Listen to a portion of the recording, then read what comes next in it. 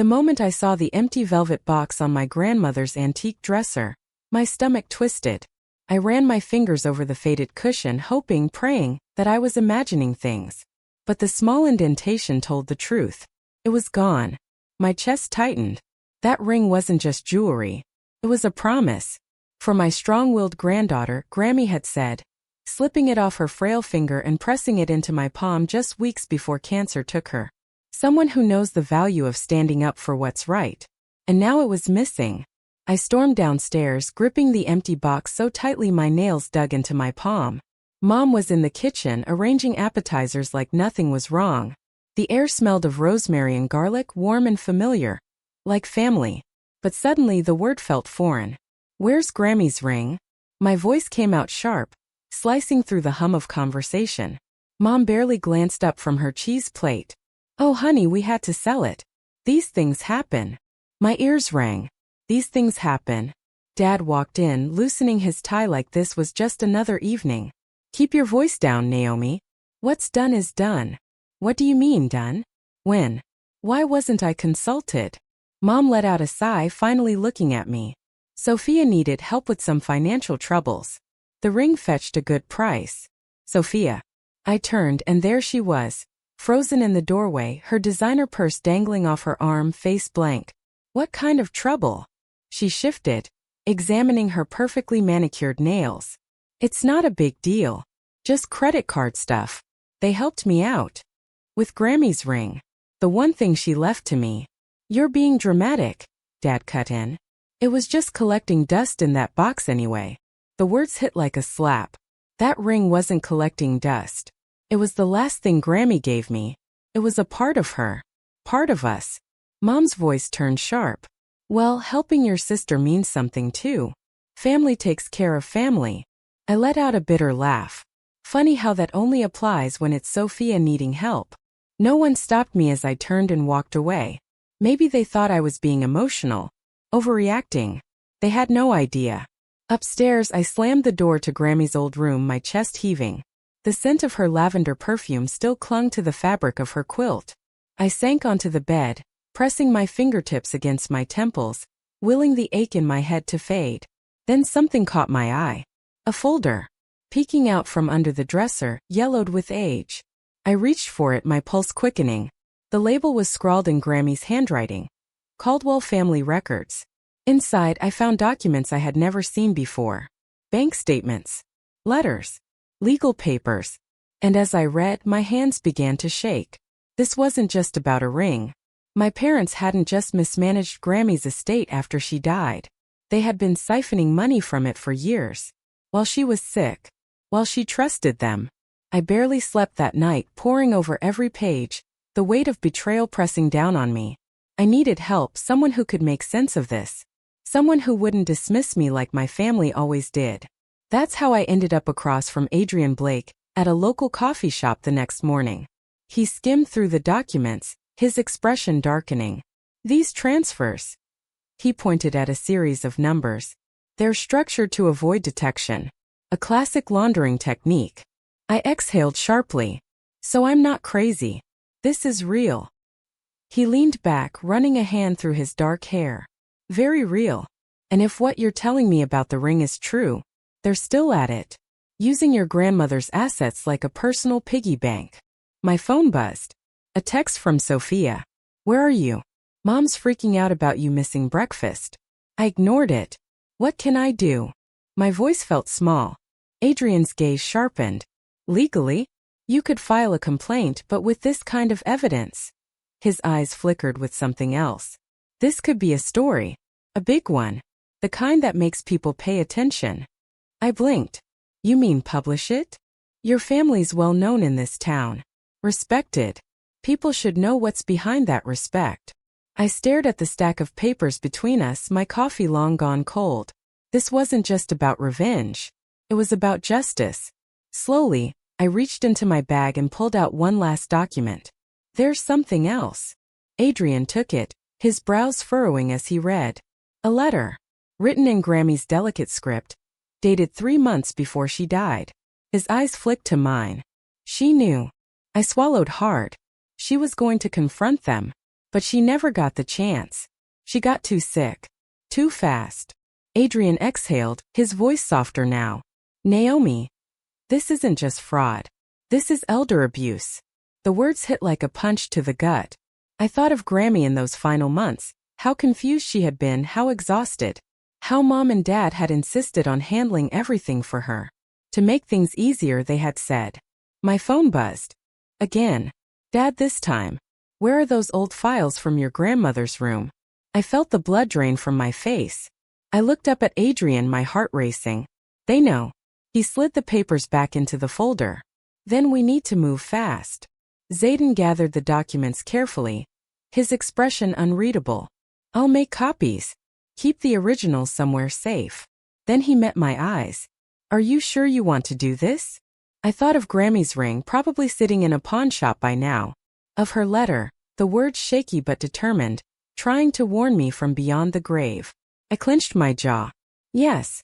It's time everyone knew who my family really is. Back home I played it cool. The files were locked away at Zayden's office, but the weight of my parents' suspicious glances settled in my chest like a stone. Every word they spoke felt like a test. Every silence a calculation. Sophia, on the other hand, was oblivious. She sprawled across the couch, scrolling through her phone, a smug smile playing on her lips. With a flick of her wrist, she flashed a glittering watch in my direction. Like it. She twisted her arm to catch the light.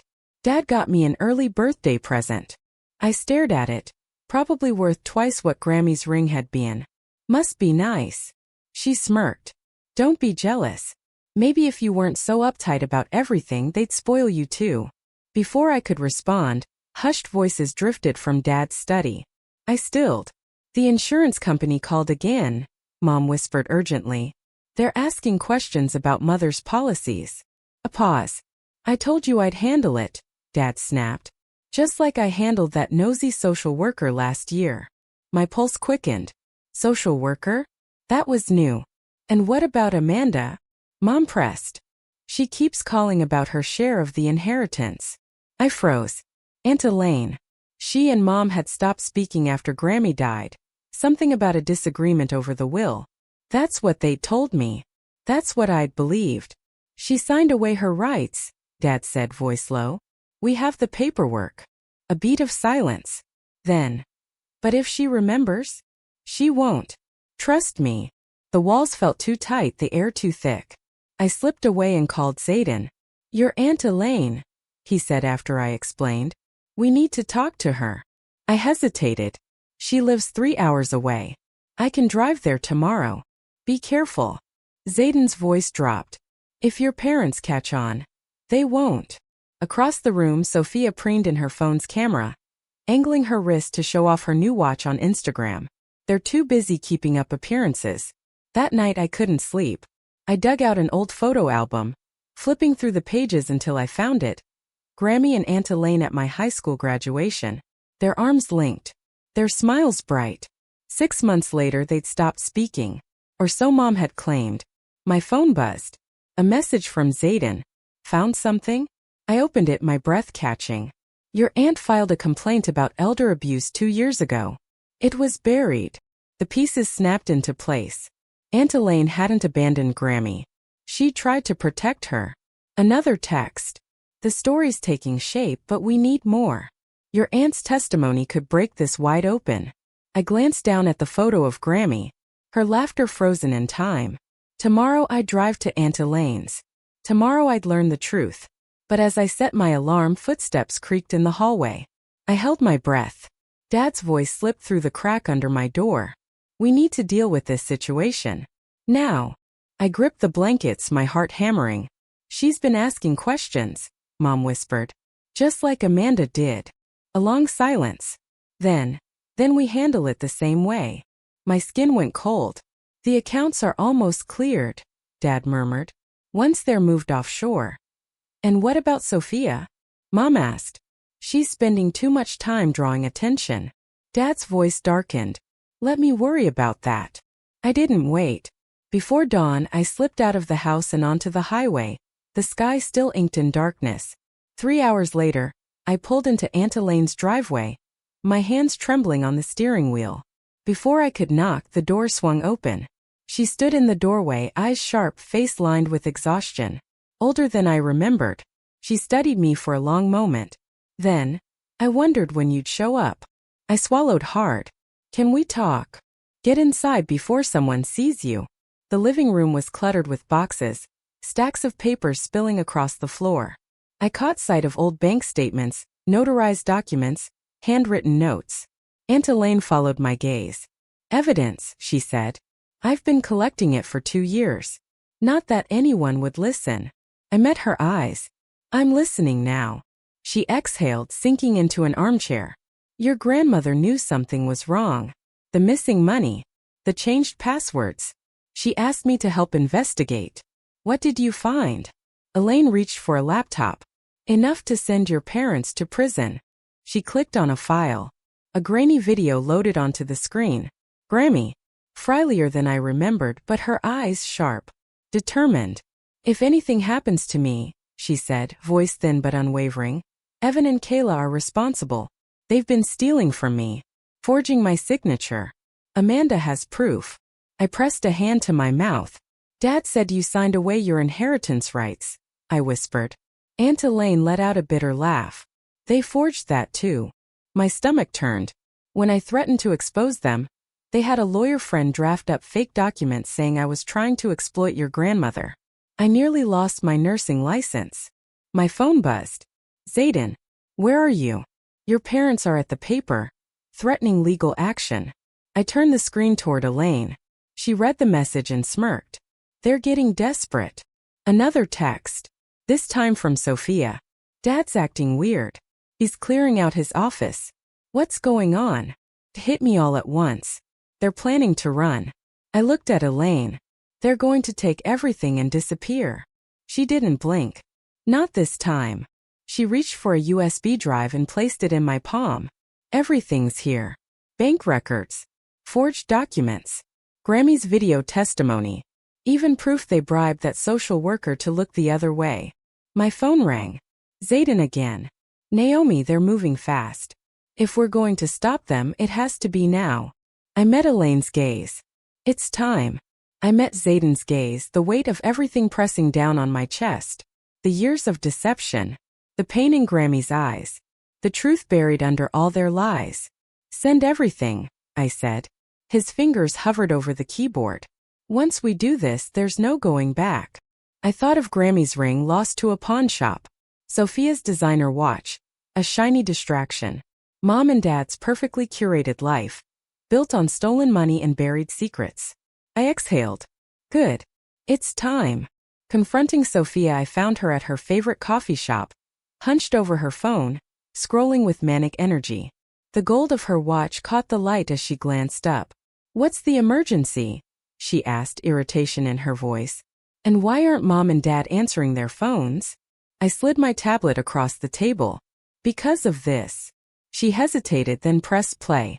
Grammy's voice filled her earbuds. I watched her face shift, confusion, shock, horror. Her perfectly manicured fingers trembled against the screen. By the time the video ended, her makeup was streaked with tears. This can't be real, she whispered. They wouldn't. I leaned forward. Remember the social worker who checked on Grammy? The one Dad said was just causing trouble? She nodded numbly. He paid her off. I slid a bank statement in front of her. Just like he's been paying off your credit cards. Her hands shook. But they said Grammy wanted to help me. That's why they sold the ring. I swallowed hard. No, Sophia. They sold it because they're running out of money. Grammy's money. The money they stole while she was dying. Her phone buzzed. Dad's name flashed on the screen. She stared at it, then declined the call. Her voice cracked. All those times they made me feel special, the gifts, the money. I was just their cover story, wasn't I? I nodded. They used both of us. You were the golden child. I was the difficult one. Kept us too busy fighting each other to see what they were doing. Her phone buzzed again. Mom this time. She turned it off. What happens now? I met her eyes. Zayden's running the story tomorrow. Aunt Elaine's evidence. Grammy's video. Everything.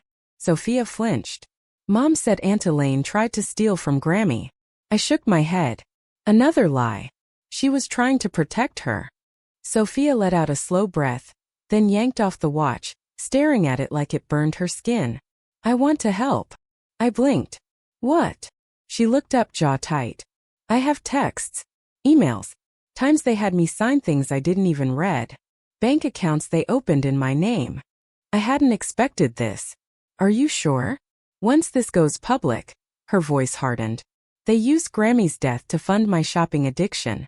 They made me an accomplice. I want to make it right. My phone lit up. Zayden, the story's ready. Last chance to back out. I turned the screen toward Sophia. She grabbed my phone and typed 2 words. Run it. Then she added, and include my statement. For the first time since I found that empty ring box, I felt something close to hope. Because some things really were thicker than blood. Like truth. Like justice. Like finally making things right. The breaking point, the newsroom was buzzing with tension. Zayden was making final edits, fingers flying over the keyboard. Sophia sat beside me, dictating her statement to another reporter. They had me sign papers for new credit cards last Christmas, she said. Told me they were holiday gift receipts. I didn't even read them. Zayden's typing slowed. That timing lines up perfectly with the last major. Withdrawal from your grandmother's account. My phone erupted with messages. Dad, whatever you think you're doing, stop now. Then Mom, we can talk about this, sweetheart. Don't do anything rash. I looked at Zayden. They know. He smirked. Good. He turned his laptop screen toward me. Because we're going live in 30 minutes. Sophia squeezed my hand. Wait. She pulled up her email, scrolling fast. I found something else. She turned the screen toward me. Remember that beach house they bought last year? Look at the signature on the deed. I squinted. My stomach dropped. That's Grammy's signature. Sophia nodded grimly. Except she'd been dead for 3 months. I exhaled sharply. They forged it. Zayden snatched the phone, scanning the document. His expression sharpened. Forget the ring story. This is felony fraud. Then the newsroom door slammed open. Dad stormed in, his face red with fury. Mom was right behind him, breathless. Sophia. Naomi. In the car. Now.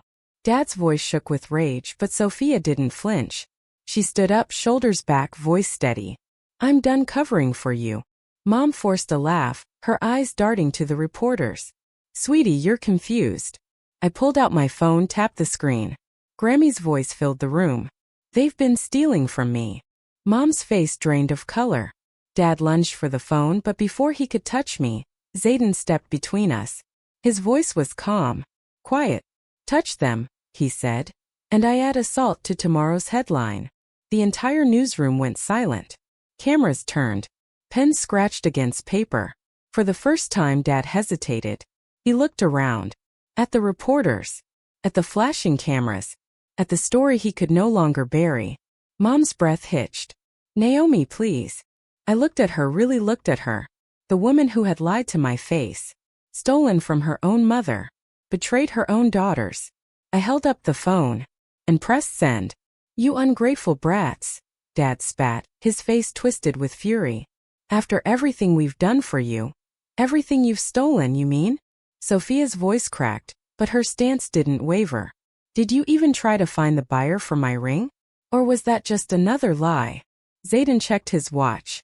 The story runs in 20 minutes. With or without your comment. Dad's jaw clenched. His hand found Mom's arm, gripping tight. We're leaving. When you two come to your senses. You'll what? I stepped forward, standing shoulder to shoulder with Sophia. Forge more documents? Bribe more officials? Steal from more dying relatives? They backed toward the door. Mom was already crying, her face streaked with panic. But Dad, his face was a mask of cold fury. This isn't over, he warned. Sophia lifted her chin. You're right.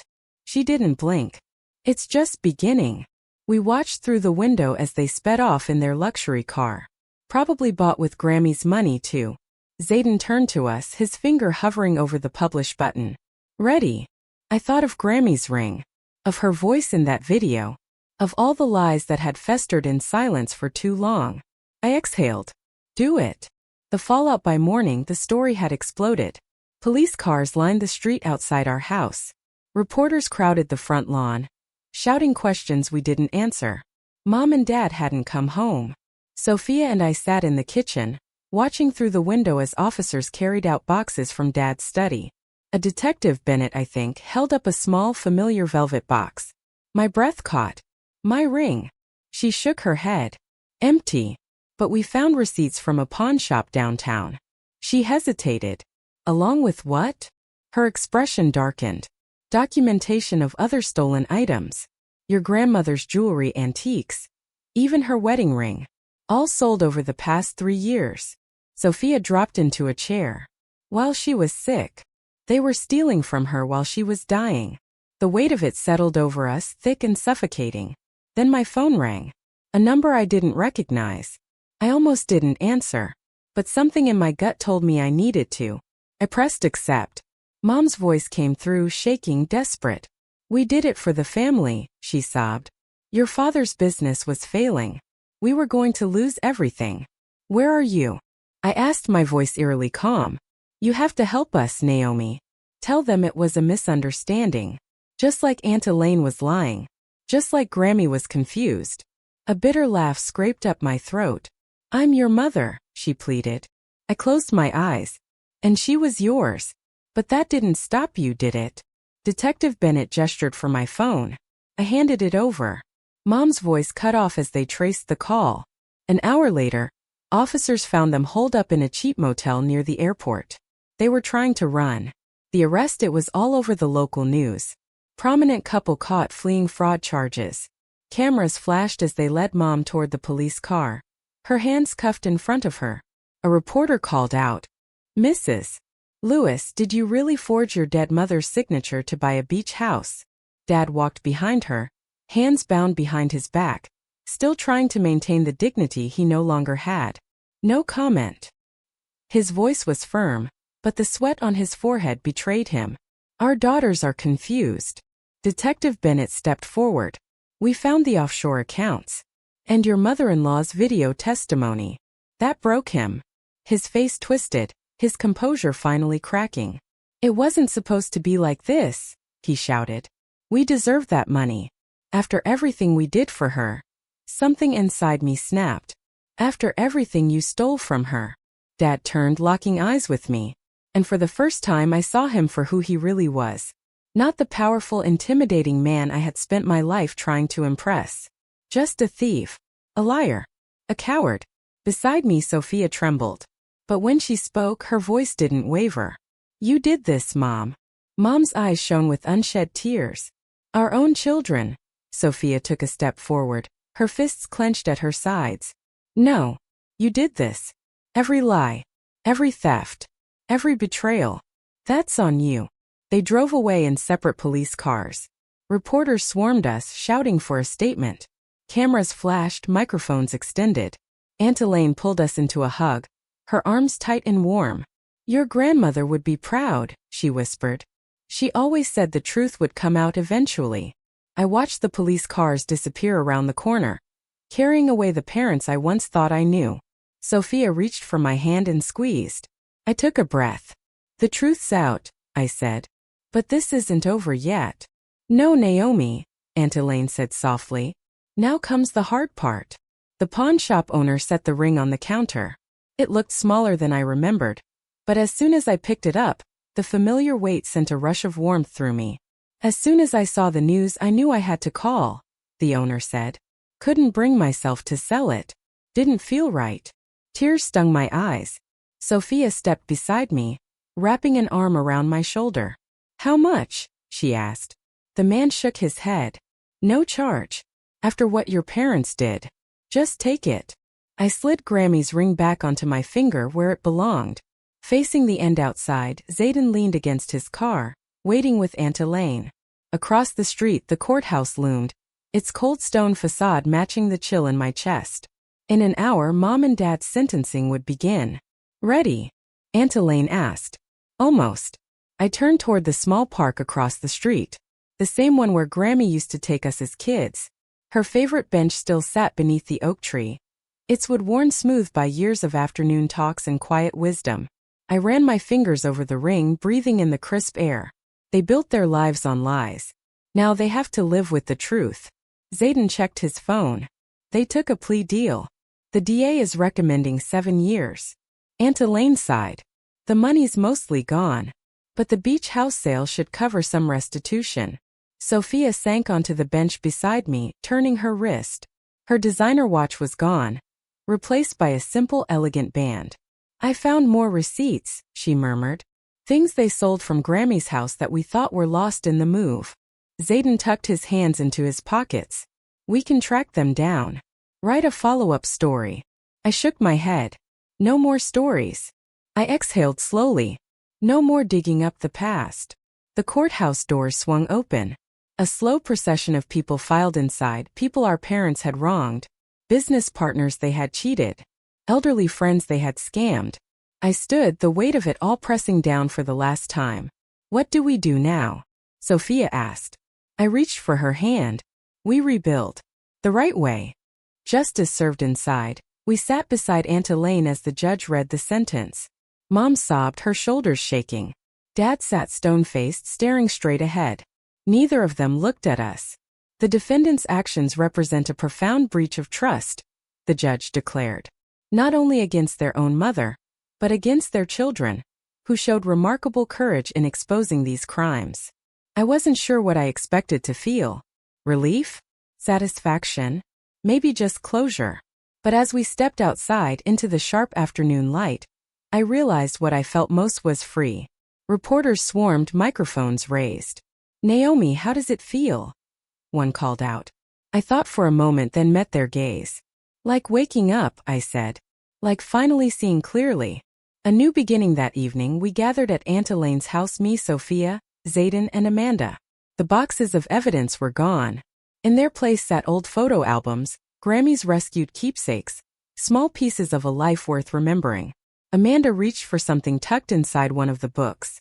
Found this in the back of her diary, she said, handing me a folded piece of paper. She wrote it for you.